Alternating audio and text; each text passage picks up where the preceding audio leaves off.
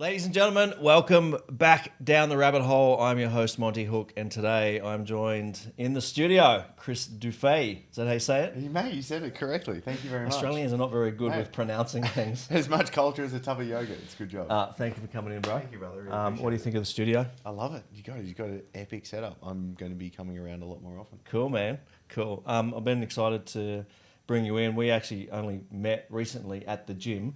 Yep. We got a lot of mutual connections, and someone said, "Hey, you got to talk to Chris. You got to get him on the show."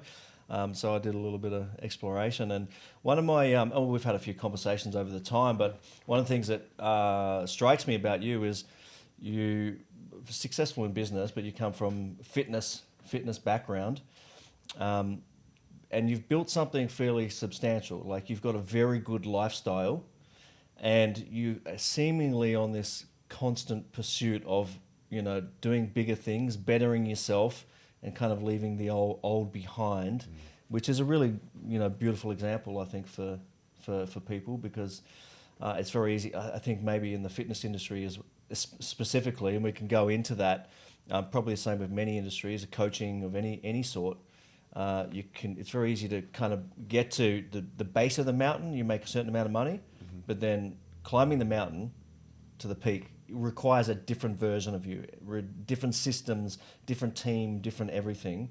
And you seem to be on this constant pursuit of now, like, let me get a helicopter and figure out how to get to the top of the mountain kind of thing. Does that sound fair? It's very fair. Yeah. And it's very true. And I think if we're not conscious of that, it can become something really painful as well. So I think it's an important part for us to keep an eye on. So tell us a little bit about your story, your background. How did you end up here? I think maybe if we started with the fitness. So I was really overweight as a kid, and it really held me back athletically. I was always sporty and athletic, but my eating issues, to be perfectly honest, is what the reason why I was so overweight, and that held me back. And I finished school and joined the gym with one of my mates. And I started to actually figure out that I needed to actually do something about my weight.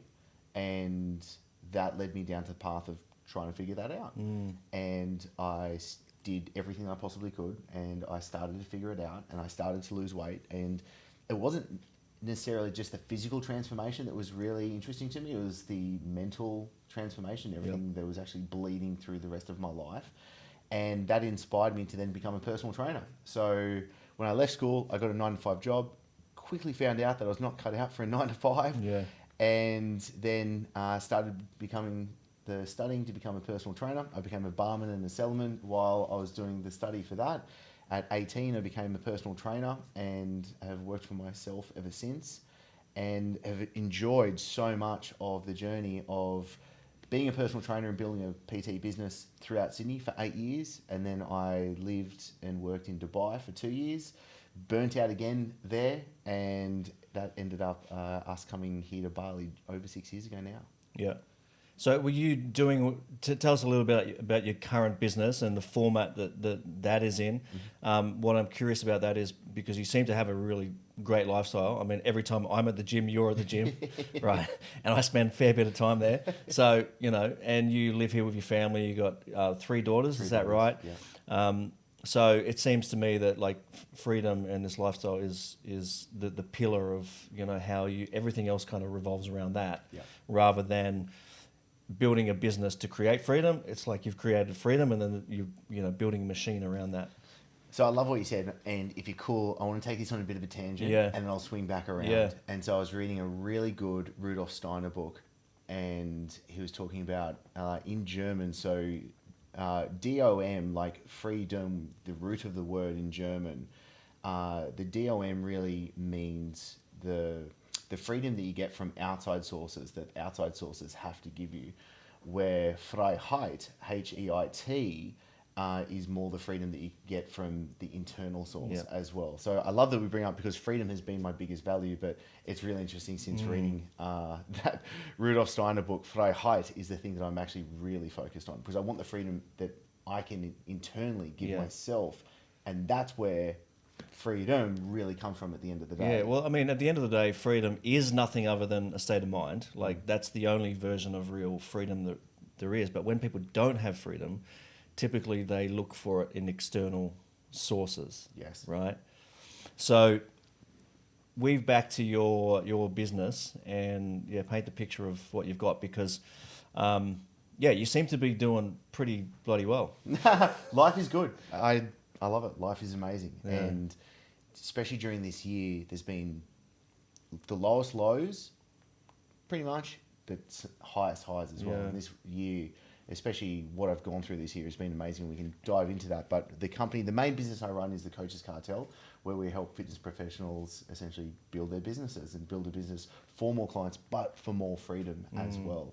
And especially with what you were saying before, you can get to the base camp, but getting to the top can be a completely different thing. And one of the questions I always say to clients coming in is like, I'll always ask, how much money do you want to earn? And someone could say $100,000 a year. You know, cool. And the two reasons why I ask that is, one, to see where their mindset's at, because I'll immediately turn around. I'll always double it. And I'll be like, why not 200,000? And they'll be like, not too sure.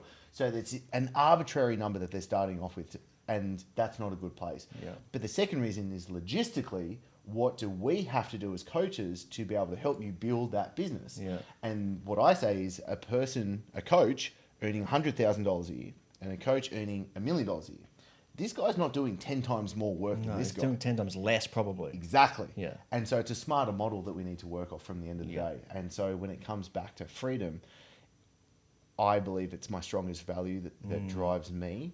And I need to constantly redefine what that actually means on a practical sense, on a day-to-day level, and being able to wake up when I want, do the work when I want, be able to do this. Like, essentially, we're just sitting here talking shit. Yeah. And this is work, that's man. amazing. Yeah, this is it. And this is so soul-filling for me as well. I'm like, I could do this all day, every day. Yeah. And so the business really has grown into a aspect where I'd have to truly go back a couple of chapters. My wife and I got married young, 24. We found How old are you now? Do you mind me asking? 33 now. 30, oh, still 33. A baby. And so we got married at 24, and at 26, I was 26 years old, and we just found out that my wife was pregnant with our first child. 3 days later, I get an email from a colleague that I've bumped into around the world, and he goes, do you want to move to Dubai and start a fitness business here? And at the time, to be perfectly honest, I was really hating work. I was just grinding day in, day out, working my guts out. And I remember sitting at the computer, turning around. Lauren was in the living room, and I was like, Loz, do you want to move to Dubai?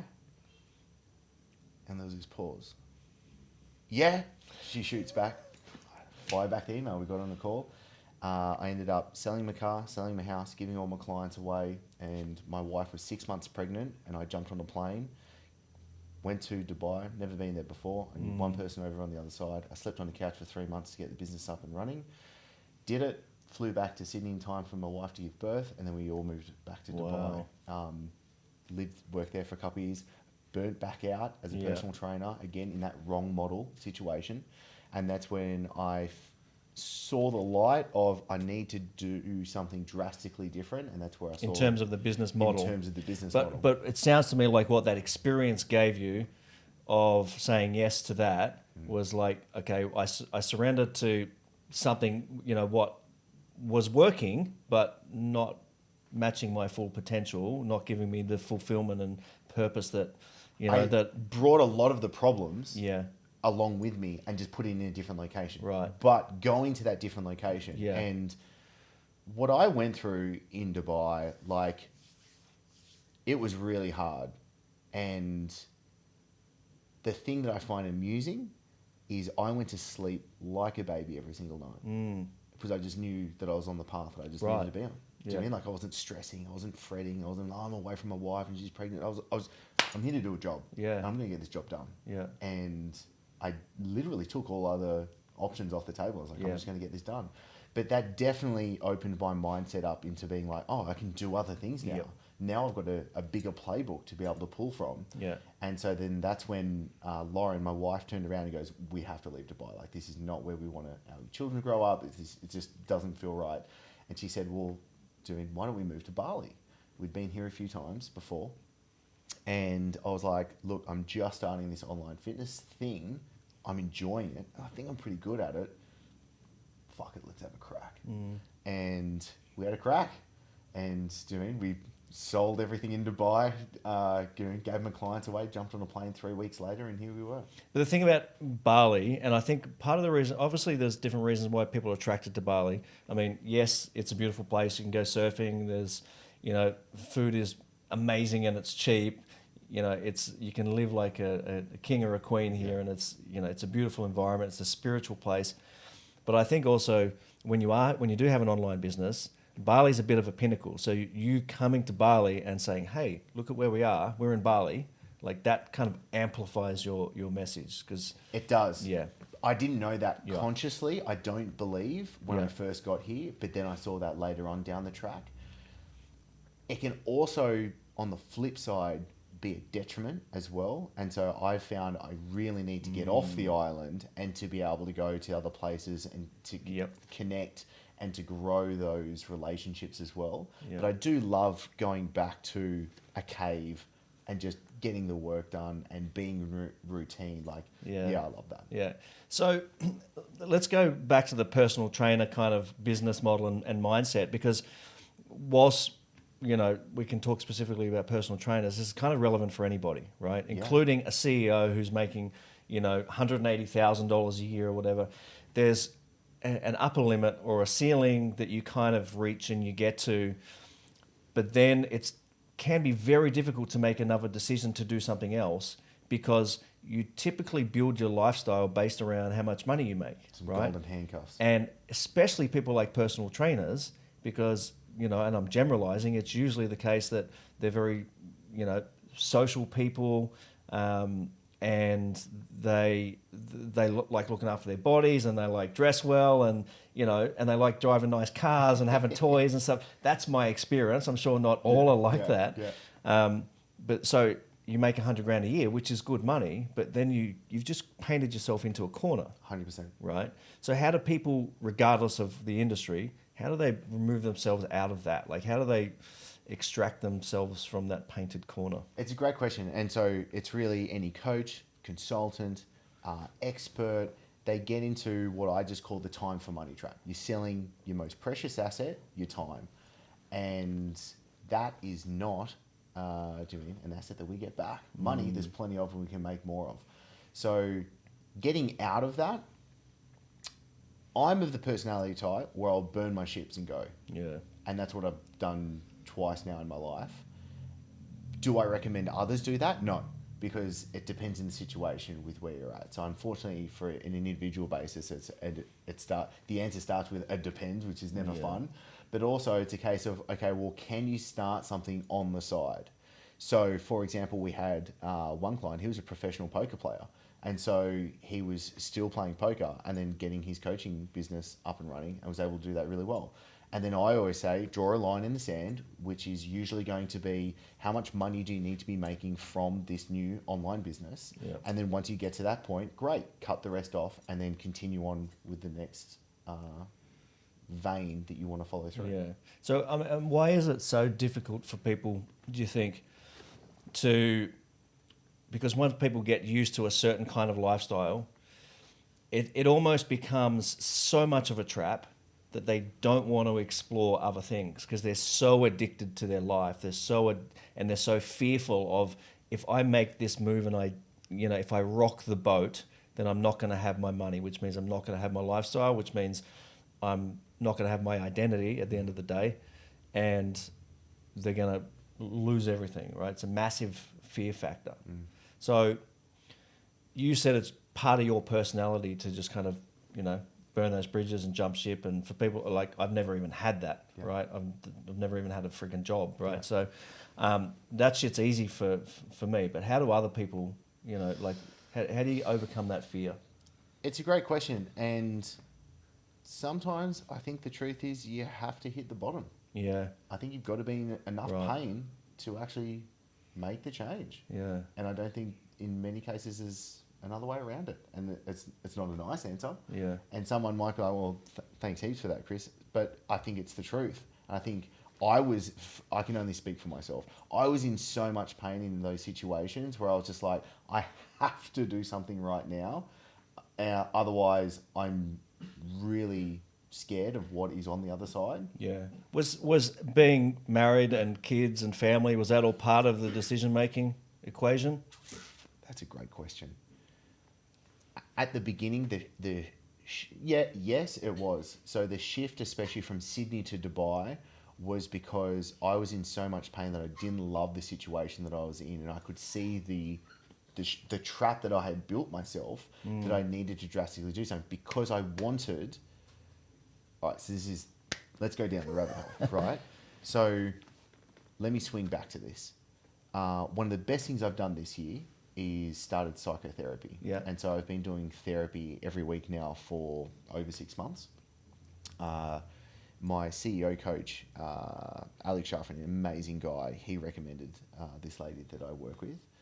And a big part of what has come up for me was the fear of not having enough money and not being able to provide. So my parents gave birth to me when they were 17 years old. My mum was 17 too. Right, awesome. Yeah. So I have an amazing relationship with my parents. They're still together today. I have one memory of being at my dad's 21st. I was my dad's best man when they got married. They got married later on. So it's an incredible relationship and awesome dynamics. But we grew up with not a lot of money. Yeah. And there has been some real points that have come up in therapy for me where the issue of not having money, parents taking drugs, and the disassociation and anchors that were placed back then that caused me to live in certain patterns of behaviors. And that is where I've been ripping that shit apart this year, and just in amazement in the differences and how we can have things from the past bleed into how we act and essentially see the lens. So I define mindset as the lens in which we see the world that shapes the world we live in. Yep. And so the lens that I was looking through the world caused me to act the way that I did. And so that can only get you so far in the way that I was acting. Yep. And so when it comes back to how am I then being able to then go through those stages and make those changes, it was because I was acting out of those belief patterns that I was previously in. Yep. And so that's when it was like, well, how does someone get out of, let's say, I'm earning okay money, I'm in a pretty good situation, but I need to, I'm wanting to, and this is another thing as well that I want to call out, is when someone's like, oh, I want to do something, well, how long are you actually saying that for? How long are you saying, I want to earn more money, I want to live in a different place, I want to be in a better body, I want to have a better relationship? Well, how long are you going to keep talking on about that and not actually doing something about it? Like, maybe stop saying that and come to the point of, okay, I don't actually want that because I'm not doing it. My actions speak much louder than my words. Yeah. And so that could be a place as well, is you've got to have a strong enough pull, so your vision's got to be clear and you've got to be determined enough to go towards it, or the pain's got to be so strong that you have to be able to get out of that. Yeah, and I think the pull for most people is not strong enough, because if you create it, I mean, let's face it, if you're making 100 grand a year, you can live a pretty good life, right? So the pull from what's already good, I mean, it has to be pretty big. Yeah. It has to be pretty big. And yeah, I mean, I think it's so easy to make a little bit of money these days. Mm-hmm. But it really takes something different to... So I like where you're taking this, and for me, I think the medicine for that is who you surround yourself with. Yeah. So I'm very grateful that I have friends and colleagues that I really look up to, that are the North Star for me, where I'm like, oh my God, that is amazing. What he or she is doing, like the business they run, but not just the business, the life that they're living and how they're showing up in the world. that is inspiring for me. Yeah. And so one of my amazing mentors, Taki, he actually was here a little while ago, and him and his family were up in Ubud, and it was a couple of years ago, and massive turning point for me though. And we went up to have lunch with him, and at one point he goes like, dude, like, do you mean, what would you do if you didn't have to work for money? Like, you're going to be there pretty soon. What are you going to do? And I sat there and I was like, whoa, like no one's ever asked me that. And the two things that just came out of my mouth was learn and share. Yep. I want to learn things and I want to share that out. And that's essentially the path that I've always been. I was overweight, so I became a personal trainer and I wanted to help other people go through that transformation. I ran a really shitty business for a long time. I learned to run a good business. I wanted other people to do that.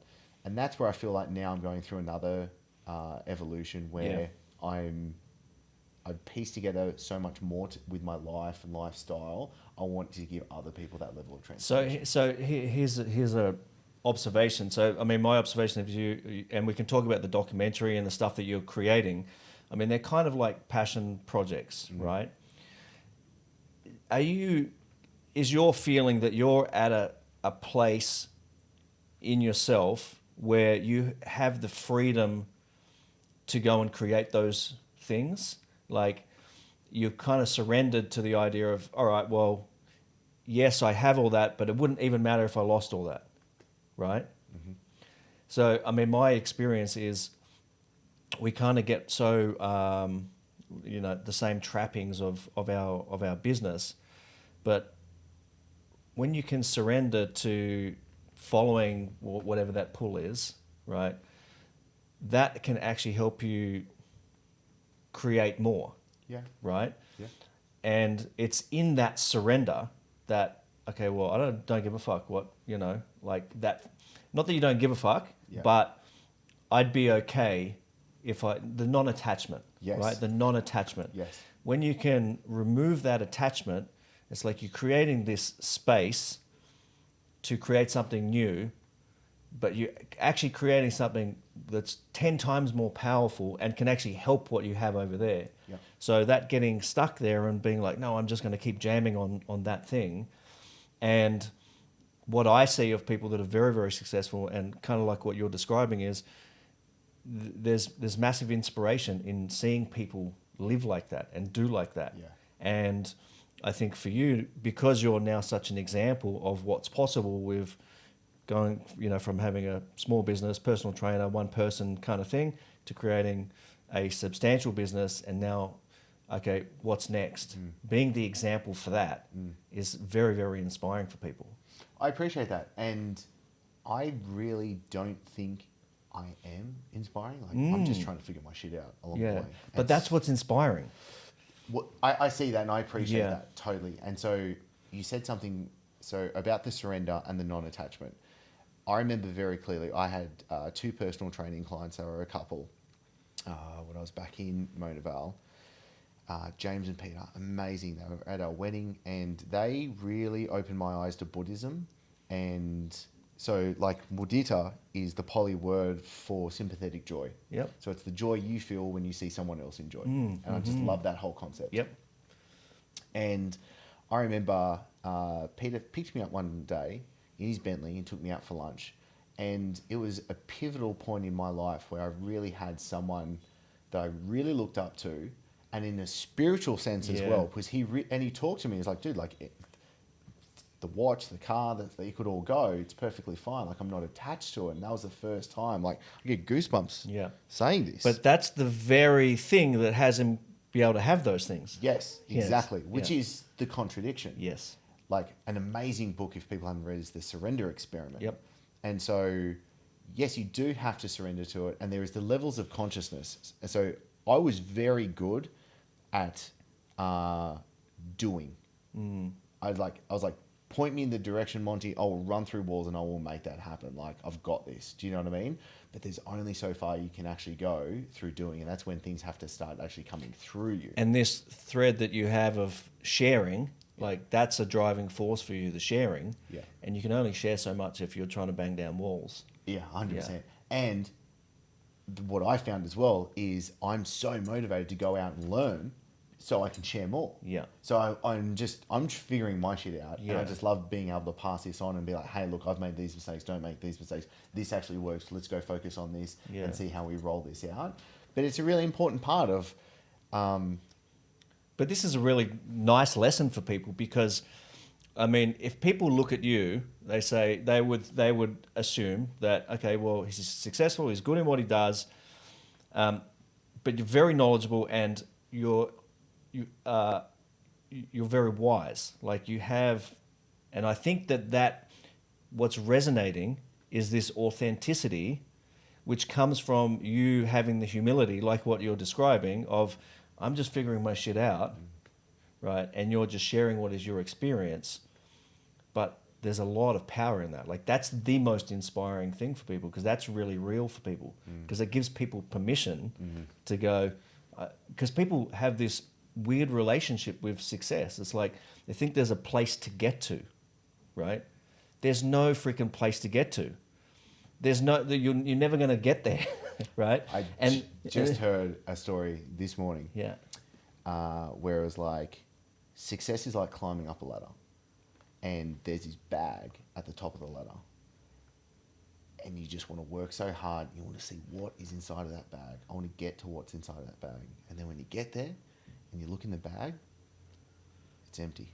it's a bag of shit. It's bag of empty. shit. There's nothing there. It's not getting to that destination. No. And look, I actually found it really funny. A mate and I climbed one of the volcanoes here. And it was really interesting to me. You wake up you start climbing like midnight.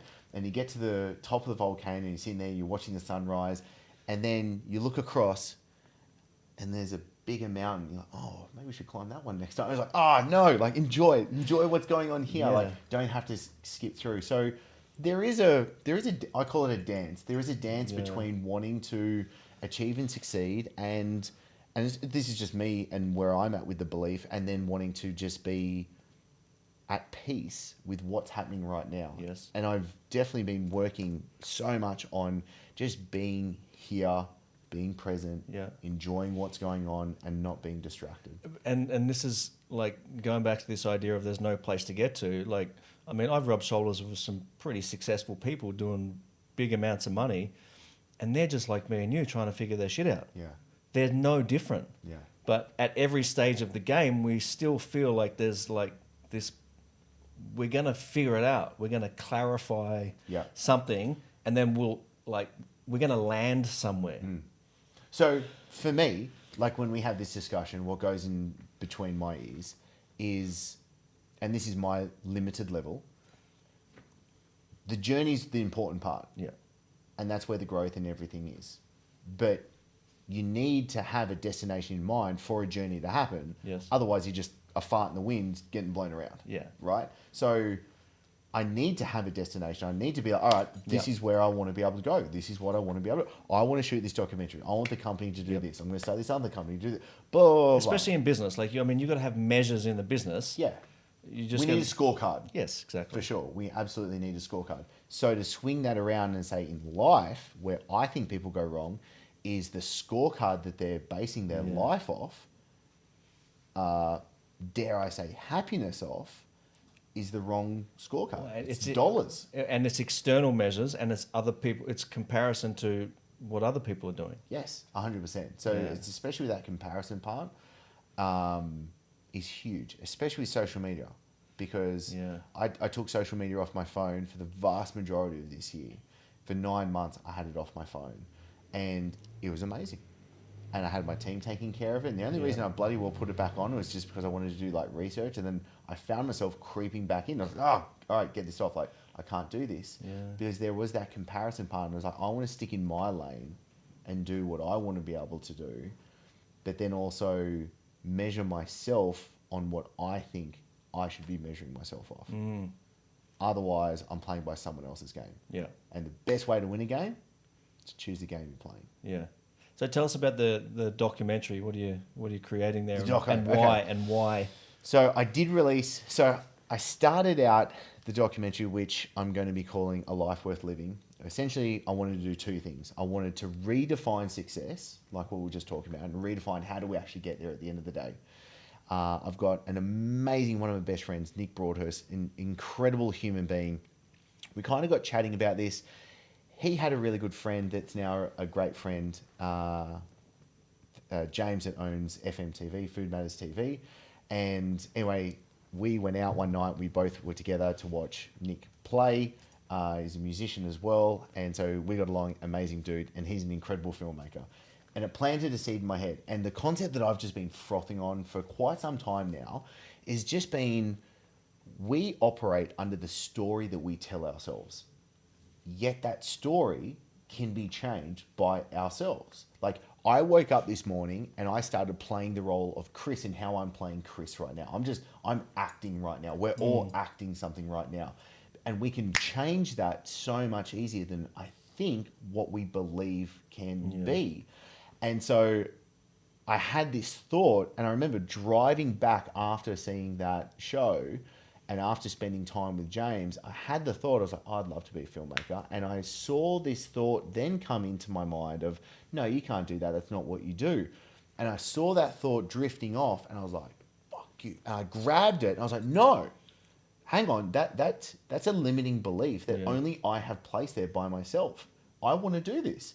And it was almost to prove to myself that I could do this. And so I found a film crew, booked flights, and we had our first trip and did our first shooting trip throughout LA in the US a few weeks after that. And I started shooting this. And then I had the point, to be perfectly honest, where I was like, I have no idea what I'm doing. And I remember on our first shoot, like we had all the kit and everything like that. And they're like, all right, who's the director? And I was like, no, I am. And you're like, who's your producer? And I was like, I'll take that one too. He's like, who's your writer? I was like, oh shit, okay. All right, it's all me. So anyway, I had a great videographer, a great sound guy, the whole thing, and shooting good content. But then I realized I was like, I need to go through this process to then create something I'm truly proud of. And so I actually created and released earlier this year a documentary called The Business of Fitness, which essentially was just for fitness professionals to realize what was going on. And amazing. So I shot this thing. It took a year. And just after COVID hit was when it was ready to be released. And I was like, oh my God.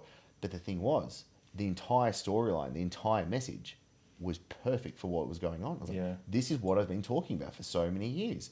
And so anyway, that was a blessing. Thanks for that to be able to come out with everything correct. Otherwise, it would have been a massive waste of time and money.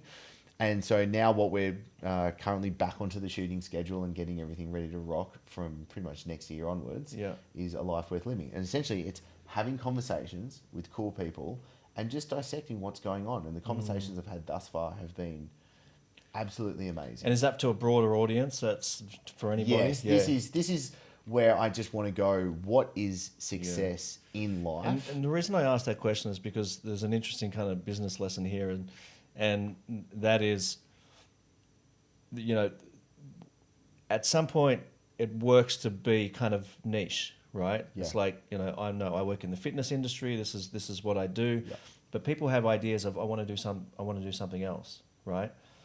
And what you're doing is you're starting there, right, and then you're moving outwards from there. And I think it's a nice little lesson for people, because people might have thoughts of, I want to go and do this thing, but no, that's beyond me, right? It's to prove that point, and to prove why I think that's actually so important as well, was I made the decision like 3 days ago that I'm turning the Chris Dufay show, my podcast, completely off as of a couple of weeks from now. Right. And I don't know when I'm going to turn it back on, because I'm going to be focusing on making sure the Coaches Cartel does what it needs to be able to do. Yep. So I am a believer of, excuse the pun, but chasing multiple rabbits means you don't catch any. Yeah.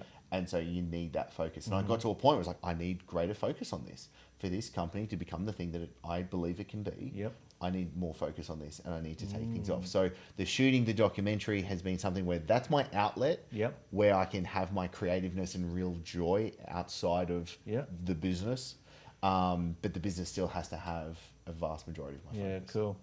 So let's change tacks a little bit. So you live I mean, you're here in Bali, and I'm assuming you love the different aspects of Bali in terms of spirituality and good food and all that kind of stuff. If somebody met you on the street, they might not think, this is a spiritual guy. This guy's like a gym guy. This guy's a meathead. Yeah, Um, totally. which I love because people, might think the same thing of me as well. I love kind of being unassuming, right? So walk us through some of your habits or your practices, or what's that spiritual side of you that I can see.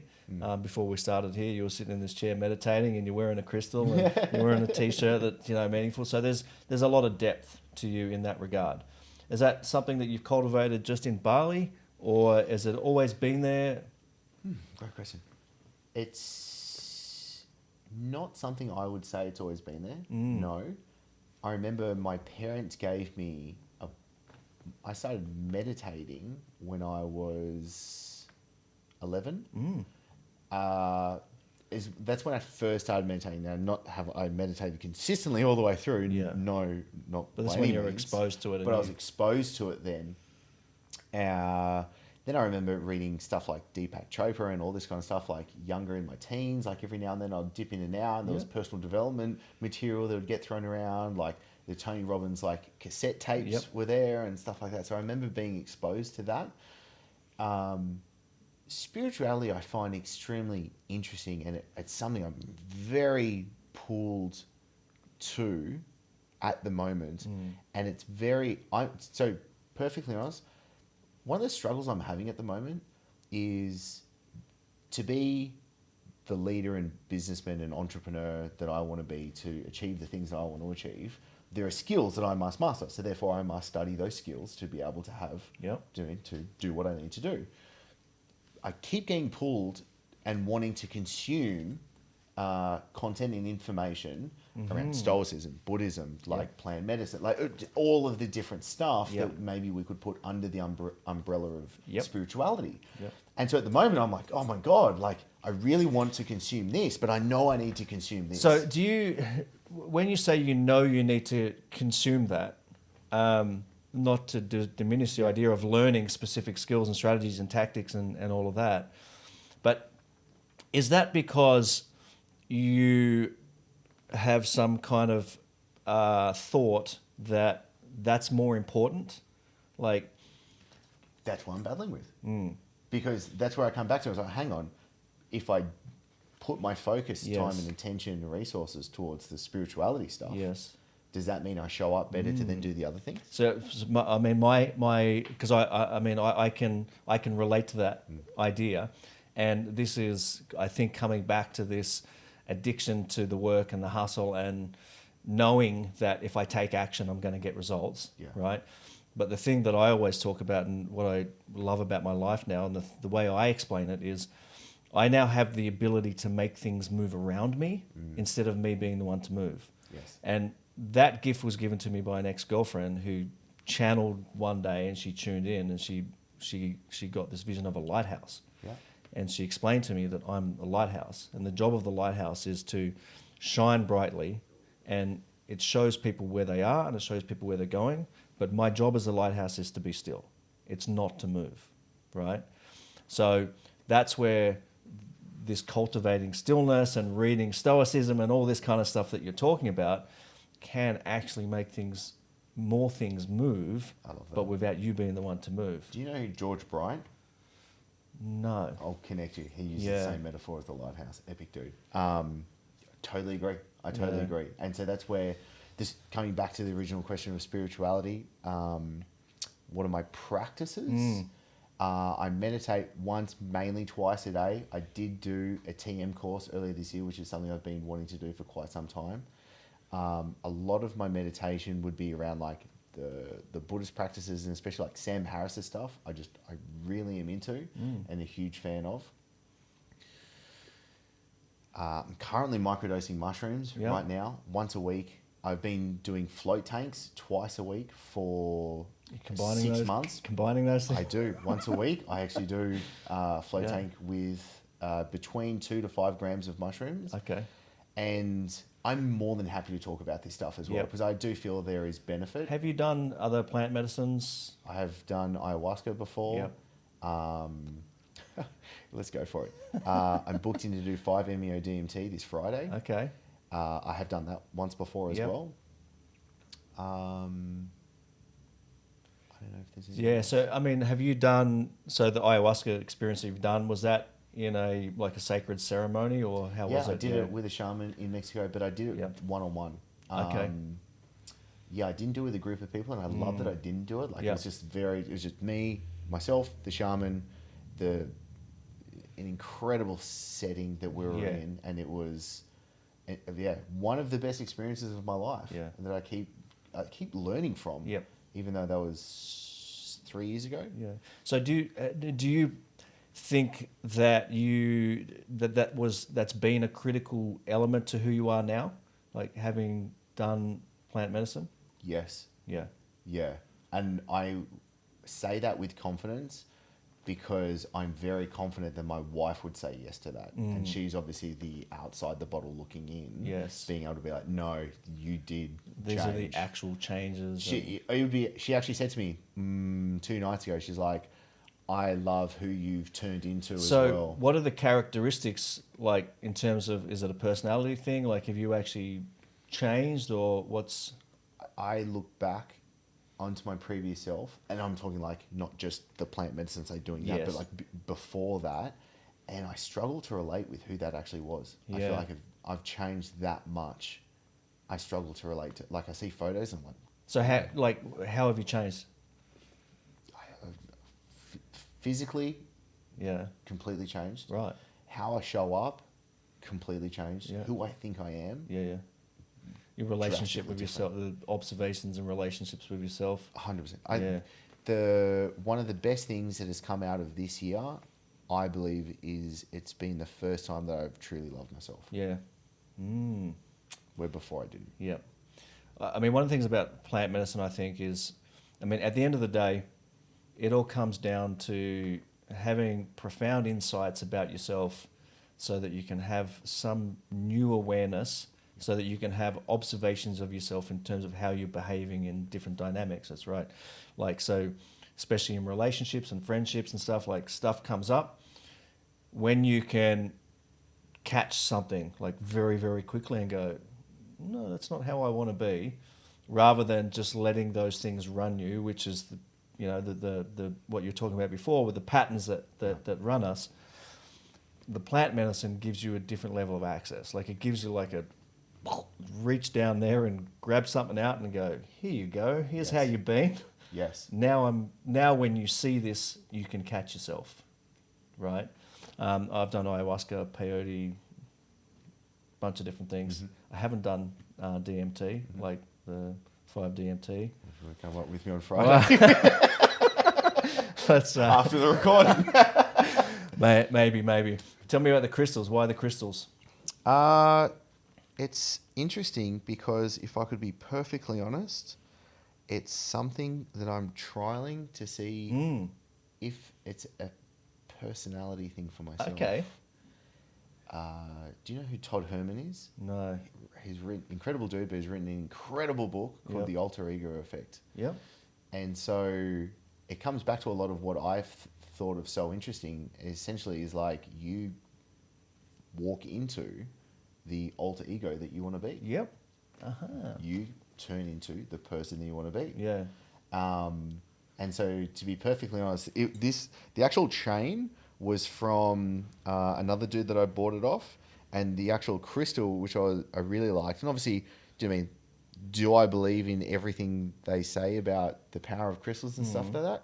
I actually don't. I think it looks good. And so I bought this from Safari. Well, I got crystals here. Yeah. I mean, these are meant to be good for like meditation and getting clarity. Yeah, and, totally. Yeah. And so, like, there is that element, but am I sworn by, like, what the powers could be? Yeah. I don't know. I don't know if I'm completely sold. I Yeah. like the look of it. Yep. And I'm playing with, is this the dude that I want to That's walk around to interesting. be? That's really interesting. Yeah. But what I love about this conversation and you is there's a lot of contradictions according to society's rules. Like, you're a big dude, right? And then you've got this spiritual practice. You've got a very soft kind of gentle presence, right? And then you're wearing crystals, and it's just massive walking contradictions, which is really, really cool. Yeah. Because I find it really interesting as well. If I could be perfectly honest, I'll see the reflection of myself, for example, and I'm like, oh, is the person inside, all that kind of stuff. Well, I think it's hilarious. Let's talk about this a little bit because, and we've talked about this before, but you're obviously a big guy, right? And I have to assume you train a lot, do a lot of weights, and you've been doing that for a long time. I used to be much bigger, about 10 kilos bigger, and I had neck and traps like you, but it became very unhealthy. My body wasn't strong enough to hold what I was doing, and what I was doing was a compensation for some lack of self-love for myself. Right now, generalizing, of course, but that's why most people do these things. Men, they want to get big. Women, they want to get slim or slender, whatever, the physique is that we're trying to achieve. It's a compensation for something that is missing from ourselves. Lack. Right? So that being said, is there a healthy way to be big?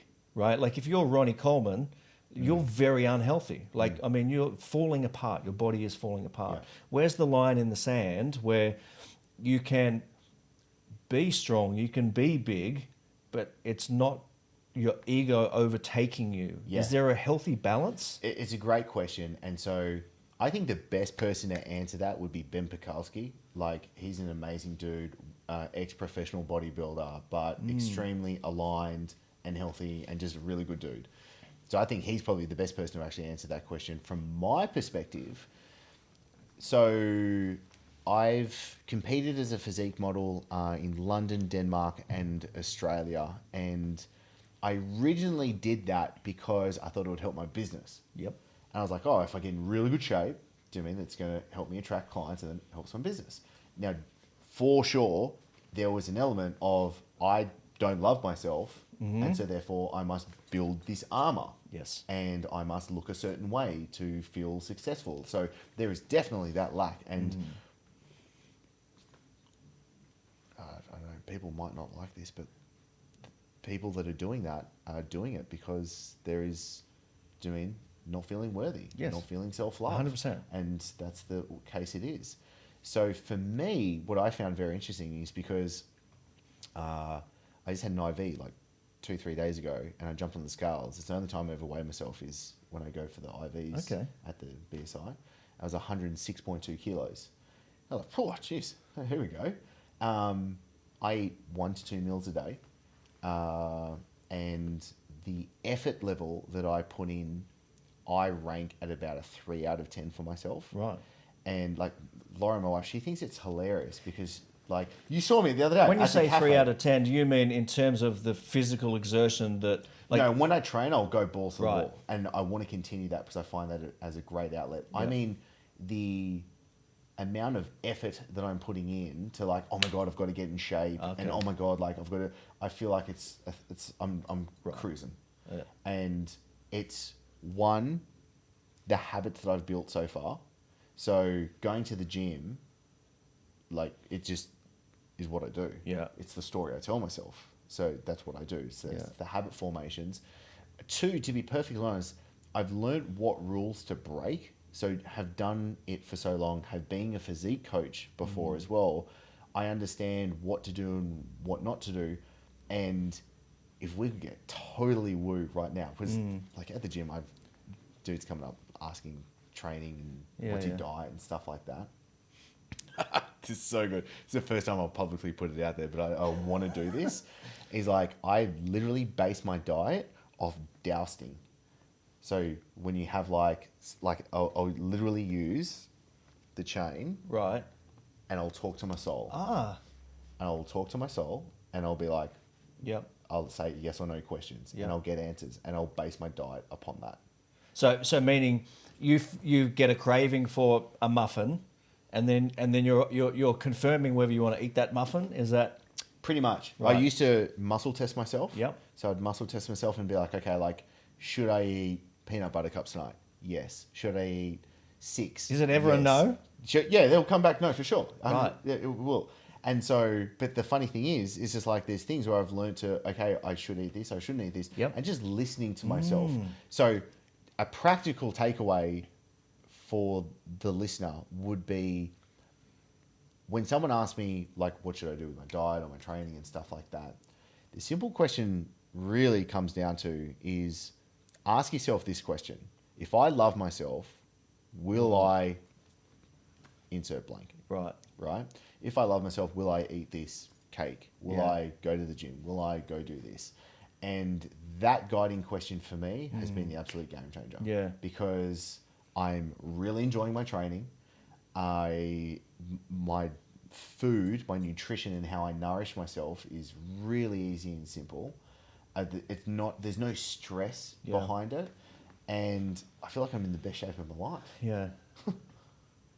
Yeah, that's really interesting. So, a lot of people with your physique would be very obsessive about what they're eating, how they're I'm not. training. People are like, dude, how many calories are you eating? I'm like, If I this have is no you at a idea. 3 out of 10, Yeah. what the fuck does a 10 out of 10 look like? Well, that's a good question, and well, one, I don't want to know what a 10 Yeah. out of 10 looks like. Yep.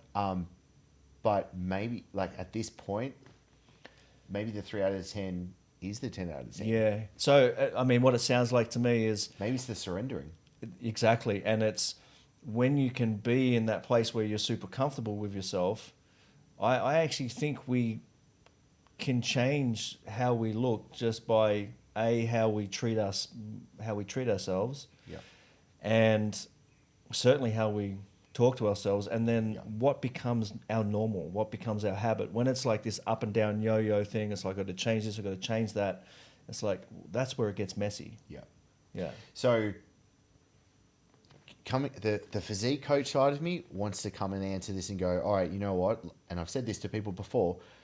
Your focus should be get in shape, get to the leanness that you want, and then work on being there. And I've been told before that you want to try and stick there for about 18 months, and then Yep. that'll really have you like your It'll set solidify. point. Do you know what I mean? Like your body wants to stay there. Yep. But I think there's more important level where it's like, are you telling yourself the story that that's who you are? Like when you see yourself, Yeah. that's the expectation Yeah. that you have upon I yourself. mean, the thing is, like, I mean, I haven't hardly been doing the gym at all, but like these things, they don't really go away. Yeah. Right, because that's just how It's that's the who I am. expectation. Exactly. That's who I am. Yep. It's very bizarre. It is. I mean, I do a little bit of exercise, but I that's think what I it just expect shows to you be the there. power of the mind. Yeah. Yeah. And I don't know if I'm highly qualified to talk really about that, but it's definitely Who something is? I'm wanting to learn more of and practice upon myself with. Yeah. Yeah. Totally. Yeah. Do you have some philosophy on nutrition and what you eat and what you exclude? You know, meat. I eat Vegetables. meat, I eat heaps of veggies. Yep. I don't eat gluten. Yep. I don't eat processed sugar. I generally would say like I stay away from like snacky things. Yeah. Like if I have a meal, I'm going to have a meal. Simplicity. Yeah. It's like I eat the same things day in, day out. Dinner is the meal for me where I want to sit with either friends or family and really enjoy. The rest of the day for me is just fueling the day for Yeah. myself. And so that's about, and I generally only eat 1 to 2 meals a day. And so, what about your training regime? What's your philosophy on exercise, and what are some of the other regimes and routines that you have? I see you in the sauna and the cold plunge just about every so day. since March, I've missed 2 days from the sauna. So, and we're about to move back to Australia, and I'm literally getting a float tank, a sauna, and an ice bath installed in our home. Yeah. Because it's not something I'm willing to give up. So, for people that who haven't tried it or don't know, like, what are the benefits of, you know, these kind of things? So the physiological benefits is amazing, and I'm not going to go down that one. Yeah. The sensation of like how you feel when you finish up Yeah. of say doing a couple cycles of sauna and ice bath is incredible. Yeah. Like you feel so good. And then there's the mental side of it. Get in the ice bath and stay there for 3 to 5 minutes or whatever you set that time to be. Yeah. And then being able to center yourself and breathe through that experience. Oh, it's amazing. Yeah, I find the cold really centering. Like I can Yes. actually go into it like I've lost myself. I've been in there for 10 minutes going, okay, now my feet are frozen, but I was somewhere else like for 10 minutes. Yeah. Like really gone. Yeah. It's incredible. It's one of the best practices that I've added in, and it's Yeah. something I'm I not do willing to struggle give with up. the sauna. I could really struggle with the sauna, which is why I put myself in there. Yeah. Yeah. But the heat is just Mm. hard for me, man. Yeah. That's interesting. I Yeah. much rather the cold than the heat as well, but yeah, doing the both is just, yeah, it's so good. I Yeah. love it. So what are some of you got any other routines, habits, things are, I mean, it kind of occurs to me that a lot of people talk about high performance and then they have all these different practices. They do all these different things. With you, it seems to just be your life embedded and it's not even really a conversation. Does that sound fair? You've nailed it. I've had people close to me, friends, and they think it's hilarious how simple and basic I keep everything, and I do it very purposefully as well. A big thing that I've been working on this year has been not having to run on the hedonic treadmill to try and get more pleasure out of things, Yeah. and the simplicity. So, for example, my wife and I have 2 or 3 date nights a week, and our date night literally is, we had one last night, was we go to the sauna and do sauna and ice bath a couple times. We go to the exact same place to go and eat dinner. Yeah. I eat a burrito, and then we go back home. We have like a hot chocolate, like coconut milk with cacao, reishi in it. Yeah. Have that, and then go to bed, and we're in bed by 8:30. Yeah. And I cannot get enough of it. Yeah. Cannot get enough. Like I get so much joy out of it. I'm so blessed that Lauren gets so much joy out of it as well, and we're aligned along with that. But for me, I've really been focusing on getting pleasure out of the simple things, and really not needing to be like, oh, I've got to go and do these new things to try and get some sort of fun. I mean, my observation of that, and if you kind of unpack or look at how some very successful people live, right? It is like that. But from the outside looking in, you're trying to figure out what are those strategies. It's like you look at that and go, you're unpacking all those things that person is doing, Yeah. and trying to work all that out. So how can I do that? But it's almost like there's no strategy there. I'm just doing what I'm doing. Totally. And there is an element of finding your own way, Yeah. and trying things out, and then knowing, okay, well, this works for me. This And you doesn't do work something for long enough and it just becomes embedded in, you don't really think about it. Exactly. And also the way that you show up to what you do every day is like, I mean, I like to think these days I'm pretty mindful with how I go about my life. Yeah. Right. And try to be as present as possible to what I'm doing in any given moment. So if I'm working on something, I'm making an effort to be present on that thing. And it's not about trying to figure out all these new different things. It's almost like trying to do less.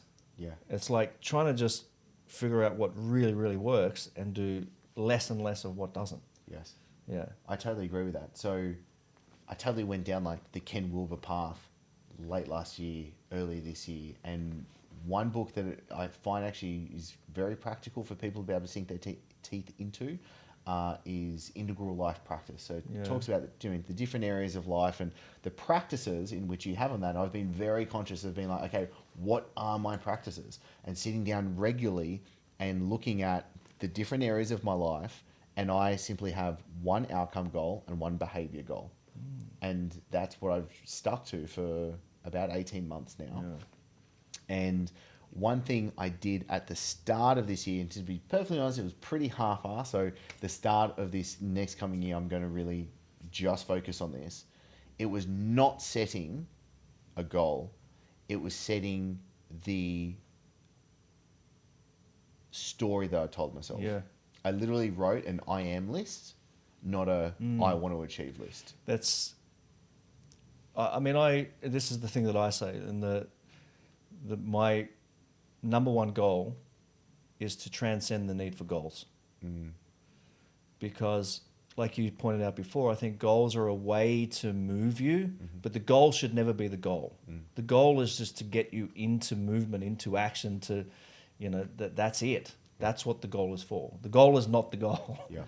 Everything else, the character that's developed, and that's the real gold. That's the Well, that's all we have as well at the end of the day. Like all I have right now is this moment. yeah. With you, this moment, this is all I have. And whenever I get off that, that's when shit hits the fan at the end of the day. And that's why I'm so bring back, dude, it's just like meditation. And this is where I find like blurring the boundary from your sitting down formal practice of meditation. That's not the goal. I don't want to become a good meditator. Yeah. I want to become a good person. Yeah. But if my practice of meditation helps me become a good person, because when I'm in this moment right now, I can center my thoughts. It's where it all merges together. Exactly. And so that's where I was like, I'm constantly wanting to step off from my meditation practice, but okay, how can I bring this consciousness throughout the rest of my day? And am I becoming a better person from that? Amazing. Cool, man. So, look, you mentioned before that 2020's been a strange one for you, a bit up and down. What do you think is going on in 2020? Like, what's your observation of what's happening in the world? Talk about anything you want to talk about. If you want to talk about vaccines, Donald Trump, whatever. Yeah. What are your observations of what is happening in the world, humanity, what is unfolding in 2020? It's a great question. And when shit hit the fan, there was a thing that came to mind that a colleague of mine said, and it just struck a chord with me. And it said, hard times don't show, adversity doesn't show character. It doesn't reveal character, it reveals character. Thank you. And I was like, yeah, that's so true. Yeah. And so I knew at that point in time, my entire focus was on two things. How do I show up as a father and husband for my family? And how do I show up as a leader for my clients? And that's all I focused on. Yeah. And I went very insular. Like I stopped posting on social media. Like I was just not doing stuff outside of my world. Yeah. I was not consuming information from outside the world. And for me, like even when it comes to like the differences between, all right, do you think QAnon's a real thing? Or do you think this is like doing COVID's the other side of the pendulum of the story? Do you know, like, there's so much conflicting evidence. I think the true problem with all of that stuff is we don't know who to listen to. Yeah. And that's a completely different, sense-making project upon itself. But from my perspective, which has been really interesting, I went extremely insular through this. I knew what I needed to take care of in my world.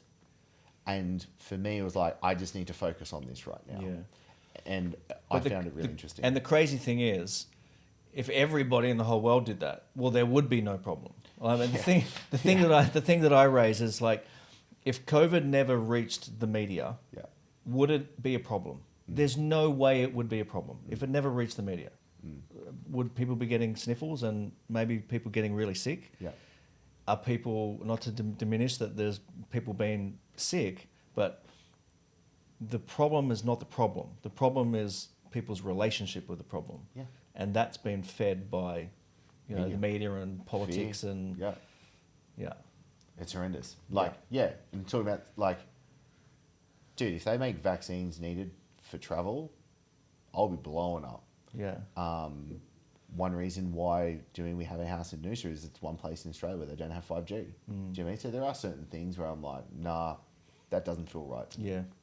I don't want to go there. Yeah. Have you researched about 5G and like have you kind of gone down that rabbit hole a little bit? I have gone down that rabbit hole. I remember we were actually at end of last year. It was at the kids' park. Our girls were playing at this park, and this guy came up anyway. We started down this conversation. We went down this rabbit hole, and he actually was the main dude in charge of putting the petition together to make sure that there was no 5G in that area. So like, I'm sign it. I'll help. All that kind of stuff, and I went into the research of it. And it just doesn't feel right to me. Yep. And I'm not extremely educated on Yeah. it, but I don't feel like I'm completely uneducated on it at the same point, which is a dangerous part to be in. Yep. And so that's where I was just like, I'm kind of going on from my gut right now. That doesn't feel good. And Well, I think the problem, I think the problem with 5G is that when they try to do research and come up with science, what they're looking at is a direct cause between 5G and some kind of ailment with the body. Like, does 5G cause this thing in the body? Yeah. They'll never find any information. They'll never find anything because our human body, our individual body is so complex and it's different to the next person's, and what compromises our immune system is going to be different to the next person. And when our immune system is compromised, that triggers something in my body which is going to be different to yours, right? And I just happen to think that 5G is an environmental factor, like many other things, like pollution, like, chemicals in our food. It's one of the factors that affects our immune system, which is then going to cause a response in my body, which is going to be unique to me.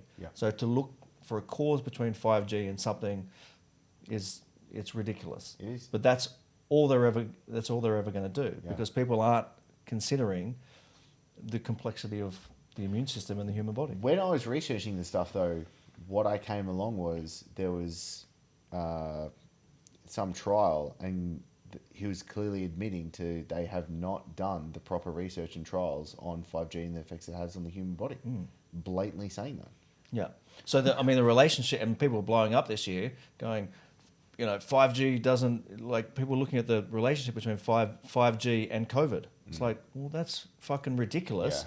5G is just a factor in the environment. So if you are compromised with the virus, well, you're more susceptible to being sick, or it's triggering it, or it's making it worse, or something is happening in that regard.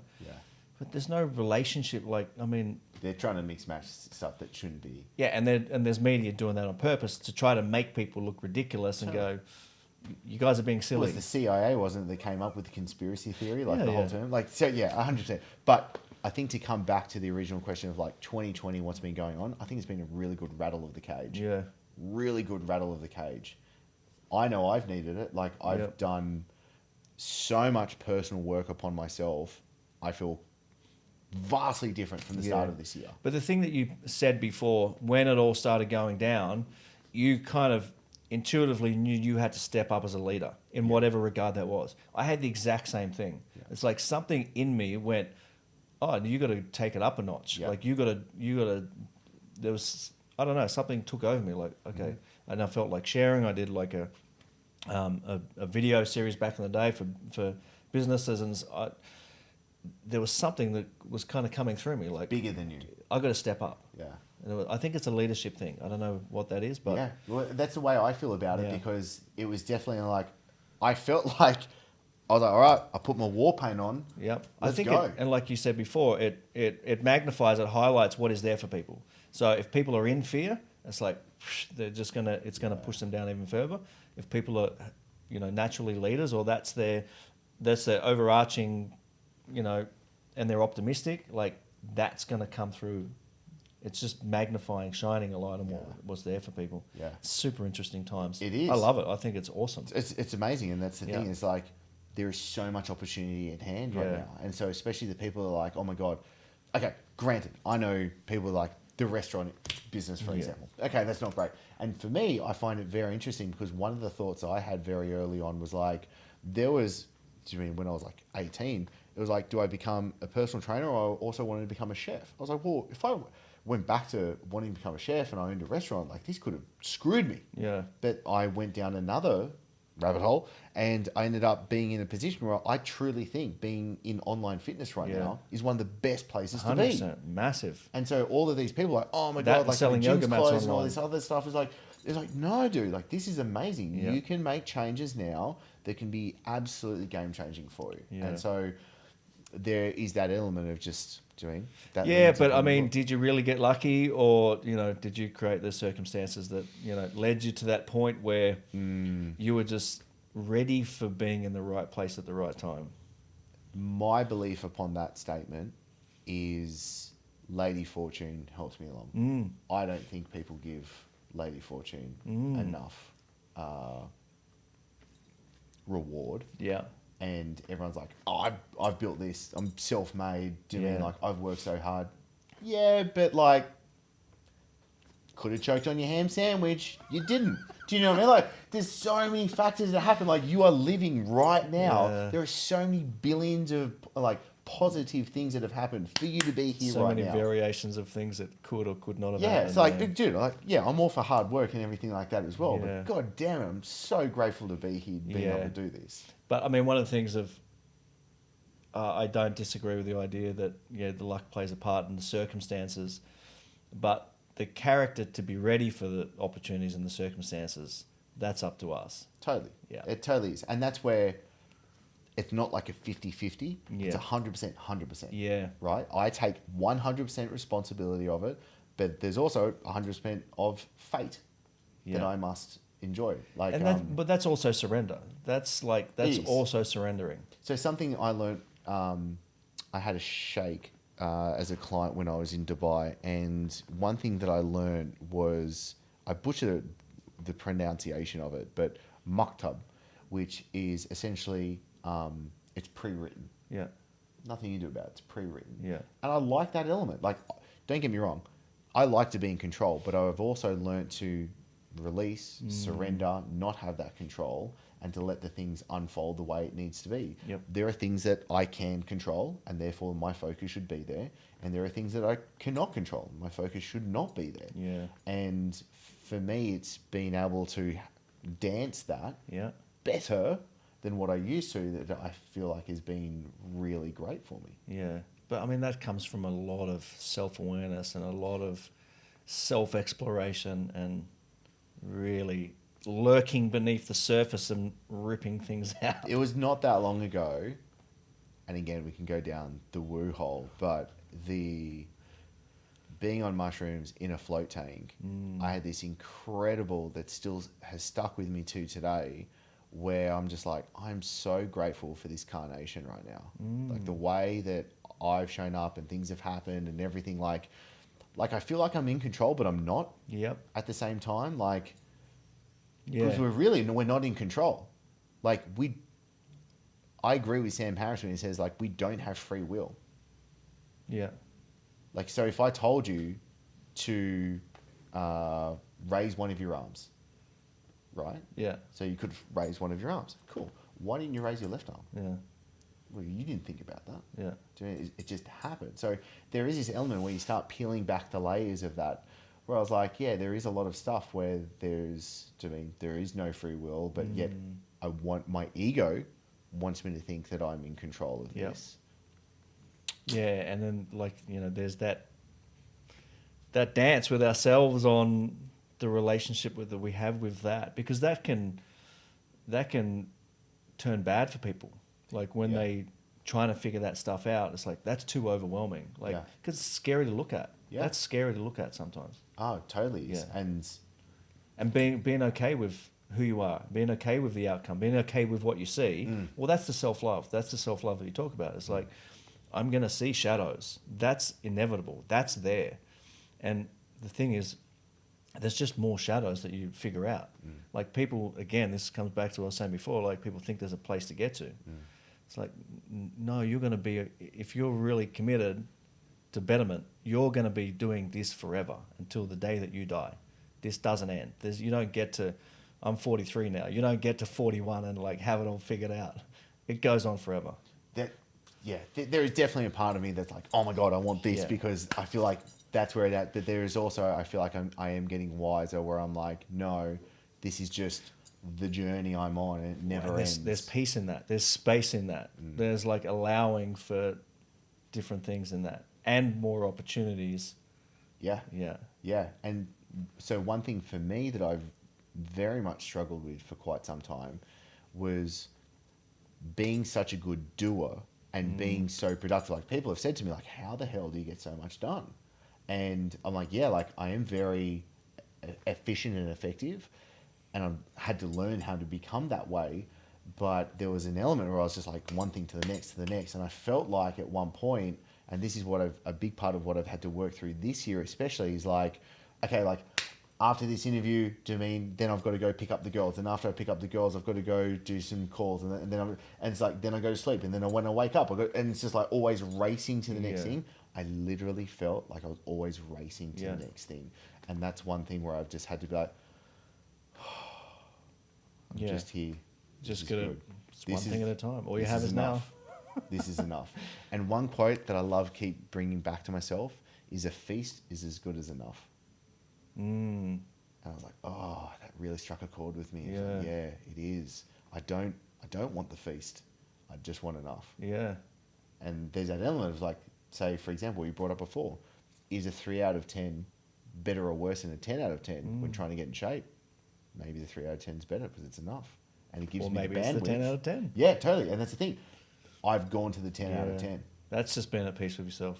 Yeah. Yeah. That's really cool. This has been super insightful. I've got one last question for you, but before we do that, how can people find you? Instagram, is that your preferred? Instagram's probably the best place. Yeah. At Chris Dufay. I'll make sure everyone's got the links. That's cool. If you're listening to the podcast, go to the Chris Dufay show. Maybe I've turned it back on by the time you listen to this. What about the documentary? Is that, can people get access to that, or how does that work? No, follow me on Instagram and I'll let you know. Yeah. I'm going to piecemeal this out as I go. I've literally just, over the last week, put together my strategy for how I want to do this because I don't want to create one big film and then just let that go. What I want to actually do is bring people along the journey with me as I do this and show everything as we go through that process as well. Like, for example, I had one interview in LA a little while ago, an amazing guy that I've interviewed a couple of times, Eric Remensberger, and he's actually passed away. When I was flying back here, you know, like when you land on the plane, you get your phone out, you put your phone off airplane mode, and I actually got a text message from his son saying like, hey, like your contact was in his phone, he's passed away. And it blew me away because I interviewed him in his house in LA. He actually bought the place from Deepak Chopra. Amazing home, like just a place where you walk in and the energy is incredible. And I learned so much from him in such a short amount of time. And I was like, I don't want to just keep this for one thing. I want to share everything that I've got. And so that's something that spurred me on to want to share this. That's nice, man. Nice. One last question. If you had a one-time superpower of being able to connect a message with all of humanity, all 7.8 billion people, languages aside and all of that, if you could just share one message with every human, what would that be? Love yourself. Yeah. At the end of the day, it all comes back to that. Yeah. And as selfish as it sounds, I think it's one of the most unselfish things you can do. Yeah, it's just what comes to me with a question like that is just love yourself. I feel like if you can get to that point and you can continue to practice on that, you show up as a better person. And why I think having joy upon seeing someone else's joy is exactly for that reason. Well, I think, I mean, obviously you're sharing that reason because it's potent to you, but also I think you're a very good walking example of sharing that with people because obviously you've been on this journey yourself, but that contradiction that we're talking about, it's like, it's really powerful because it just makes people question, like, oh, there's this dude that, like, if you just took him for face value, if you just looked at the cover of the book, you would assume this. Yeah. But there's so much depth and there's all this, and it's like, it's just going to rattle people, which I love. Yeah, I appreciate that. And I definitely didn't consciously start it that way, for sure. It was definitely something where I was like, oh, hang on, this is funny because I continued to see and hear the feedback that was coming through. For example, like you'd walk into a business mastermind. Like I remember there was a few times I would be sitting around, it's just like 7, 8 figure entrepreneurs all around this room. And I'm like, I'm clearly, the small dude, like, oh shit, I'm so lucky to be in this room, which I totally am.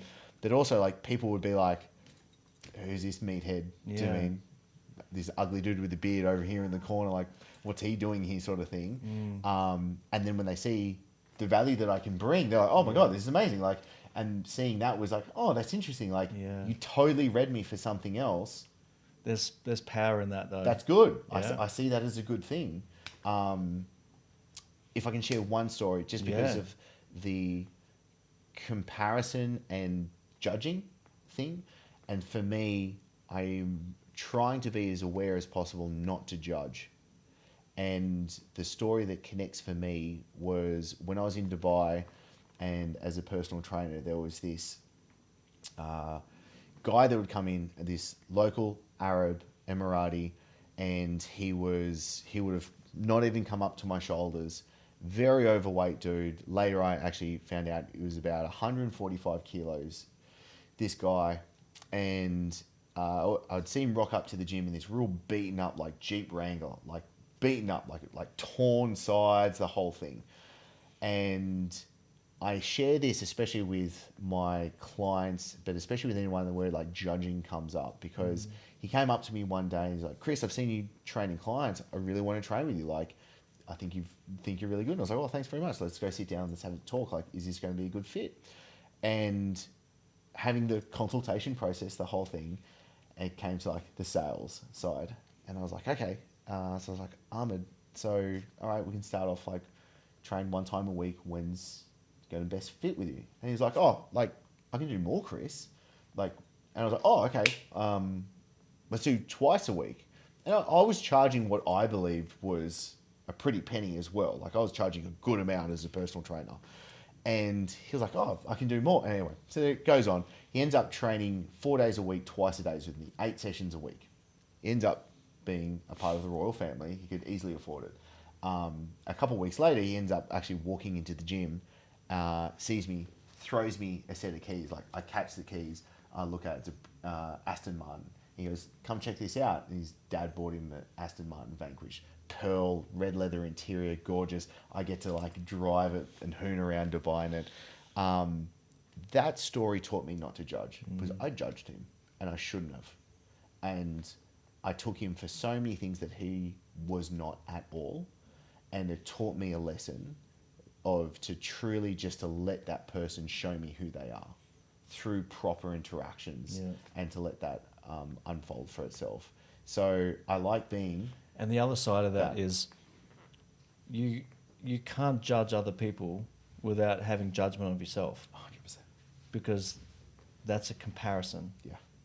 So when you can have greater compassion and empathy, then that's a reflection of how you feel about yourself. Yeah. Yeah.